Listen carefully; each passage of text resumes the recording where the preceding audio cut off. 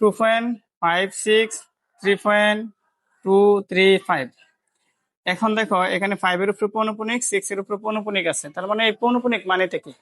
পৌনঃপুনিক মানে হচ্ছে দশমিকের পরে এই মানগুলো বারবার আসতে থাকবে, একই মানগুলো বারবার আসতে থাকবে। যেমন এখানে আছে 2.5 এর উপরে পৌনঃপুনিক, 6 এর উপরে পৌনঃপুনিক, তা আমরা লিখবো 2.56। যদি পৌনঃপুনিক বাদ দেই তাহলে 5 6 কি বারবার আসতেই থাকবে, যে 5 6 5 6 5 6 মানগুলো কি বারবার আসতেই থাকবে। ঠিক এটার ক্ষেত্রে যদি আমরা বলি 3.2 এর উপরে পৌনঃপুনিক, 3 5 এর উপরে পৌনঃপুনিক, তাহলে আমরা কি লিখবো 3. যদি পৌনঃপুনিক ছেড়ে দেই তাহলে কি হবে 2 3 5 2 3 5 2 3 5, এই মানগুলো কি বারবার আসতেই থাকবে। এখন আমরা যদি আবৃত দশমিকে প্রকাশ করতে চাই, তাহলে আবৃত দশমিকে প্রকাশ করতে হলে আগে বুঝতে হবে এখানে পৌনঃপুনিক কয় ঘরের উপরে ছিল, 2 ঘরের উপরে, তাই এই 2 নিব। আর এখানে পৌনঃপুনিক কয় ঘরের উপরে ছিল, 3 ঘরের উপরে, এই 3 নিব।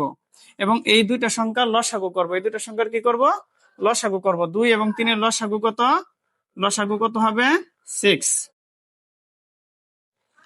তাহলে যদি এদেরকে সদৃশ বানাইতে চাই তাহলে এটার পরে 6 গুণ, 2 এর পরে দশমিকের পরে এখানেও 6 গুণ নিতে হবে, দশমিকের পরে এখানেও কি 6 ঘর নিতে হবে। দেখো তো এখান থেকে 6 ঘর নেওয়া যায় কিনা। এই যে দশমিকের পরে 1 2 3 4 5 6, এই যে 6 নম্বর ঘরের উপরে একটা পৌনঃপুনিক দিবা, প্রথম ঘরের উপরে একটা পৌনঃপুনিক দিবা, আর বাকি মানগুলো বাদ দিবা। ঠিক এটার ক্ষেত্রে সেম আমার 6 গুণ নিতে হবে।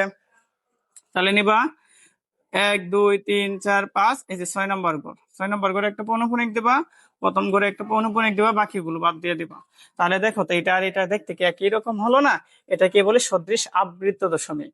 অর্থাৎ সদৃশ আবৃত দশমিক বানানোর জন্য এখানে যতগুলো পৌনঃপুনিক দেওয়া থাকবে তার সংখ্যাটা লিখবা, এখানে যতগুলো পৌনঃপুনিক দেওয়া থাকবে তার সংখ্যাটা লিখবা, তারপরে কি করতে হবে, আর দুজনের লসাগু করতে হবে। লসাগু করার পর আমি পাইছি কত 6, যে তোমরা 6 পাইছি, এই জন্য দশমিকের পরে এর জন্য 6 গণ নিতে হবে, দশমিকের পরে এর জন্য কি 6 গণ নিতে হবে। তারপরে কি হতে, প্রথম গড়ের উপরে পৌনঃপুনিক এবং শেষের গড়ের উপরে পৌনঃপুনিক দিতে হবে, তাহলে আর কি সদৃশ আবৃত দশমিক হয়ে যাবে। আশা করি বুঝতে পেরেছ।